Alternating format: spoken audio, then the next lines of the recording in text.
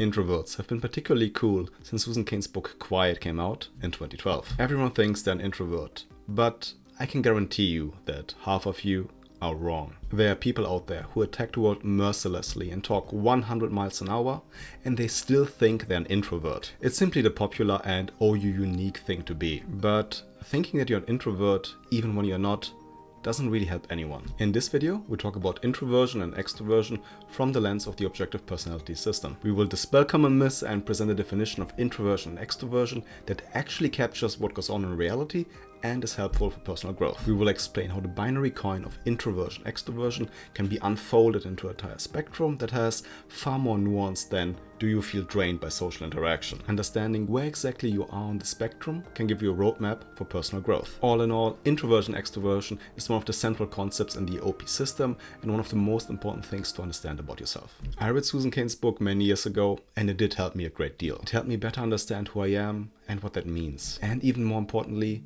it helped me to accept myself more. One of the most common complaints that my mother got from teachers was he does not want to speak up in class. We see in his eyes that he's paying attention, and when we ask him, he usually does know the answer, but he just doesn't engage on his own. When I got older, the consequences got worse. It's really difficult to get the connections that you want when you're afraid to socialize and meet new people. I often felt lonely, alienated, and generally disconnected. Susan Cain defines introvert as someone who has a preference for a quiet, more minimally stimulating environment.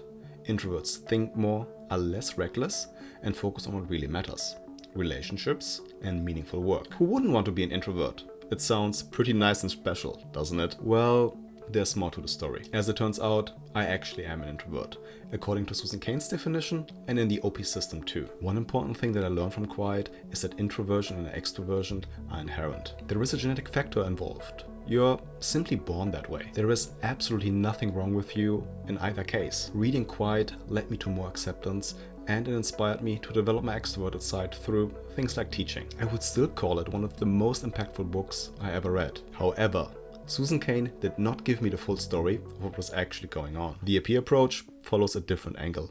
It doesn't make introverts sound like special unicorns. In objective typing, we track saviors and demons, the patterns of your emotional states, what creates excitement and what conjures up fear, what do you feel responsible for and what do you avoid. The truth is this: much of your behavior is based on fear and avoidance. So what is an introvert really? Someone who fears the external world and therefore retracts through their internal safe space.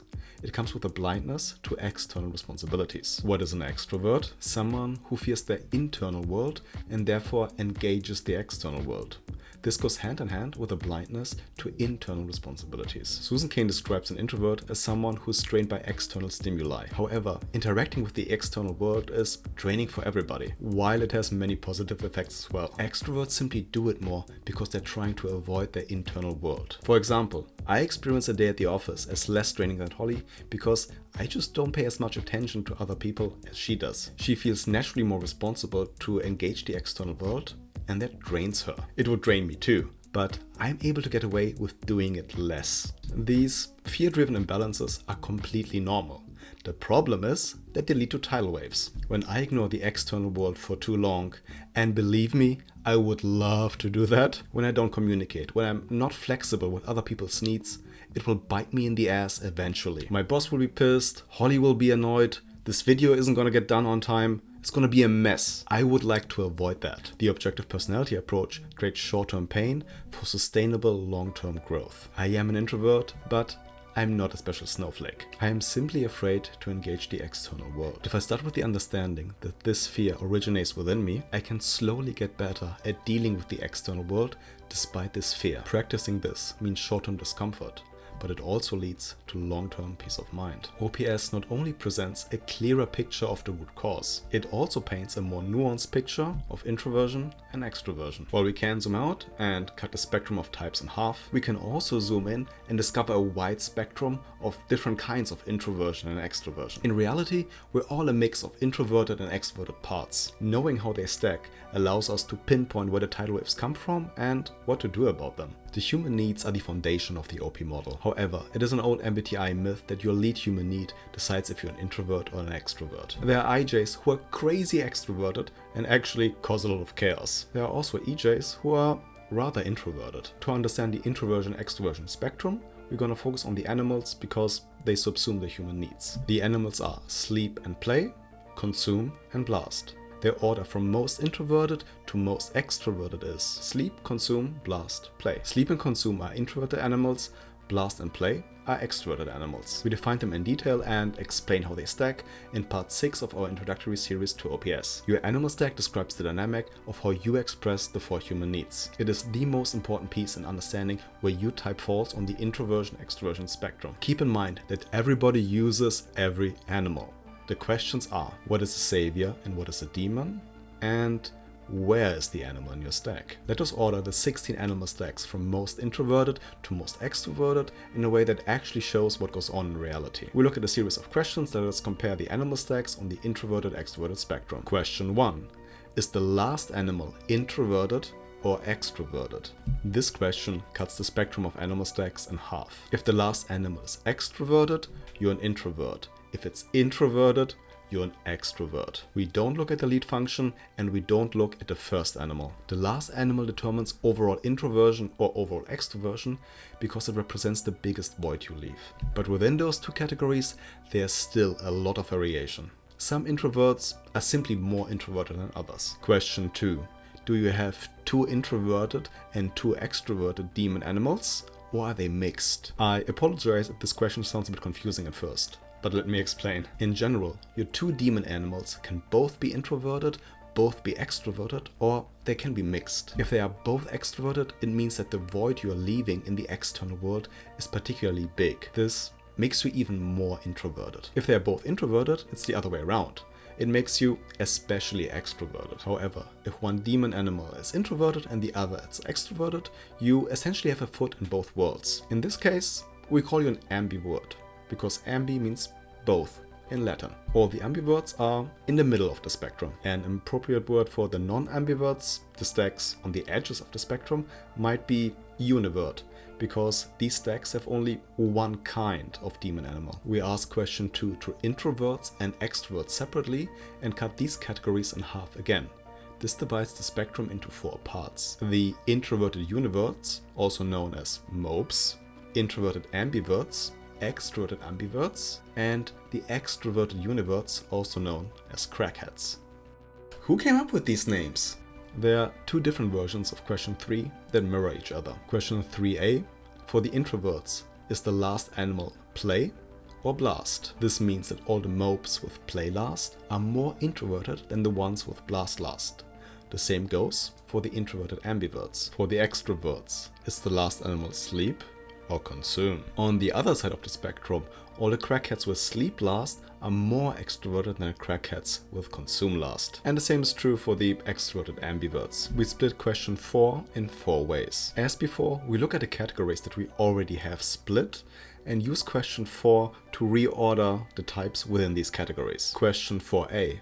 For the mopes, is your first animal sleep or consume? The mopes with sleep first are more introverted than the mopes with consume first. Question 4b.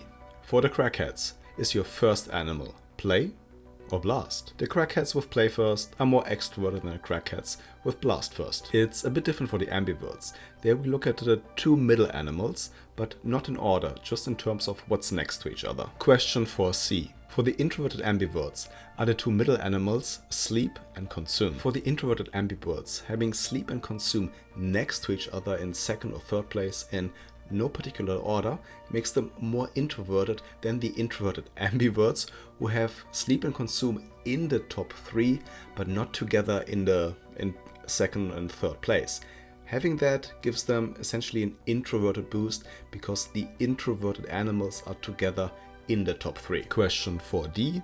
For the extroverted ambiverts, are the 2 middle animals play and blast? If they're extroverted, it works the same way with play and blast. Having play and blast together in the top 3 gives the extroverted ambiverts a extroverted boost compared to their counterparts in the same category. The 4 versions of question 4 split all previous 8 categories again into 2, which means that all 16 animal stacks get their unique place on the spectrum from most introverted to most extroverted animal stack. As an example, to go through these questions one by one, let's look at my animal stack: consume, sleep, play and blast last. I am an introvert because I have an extroverted animal last. I am a mope, so essentially a double introvert because my other demon animal, the animal in the third place, is also extroverted with blast last.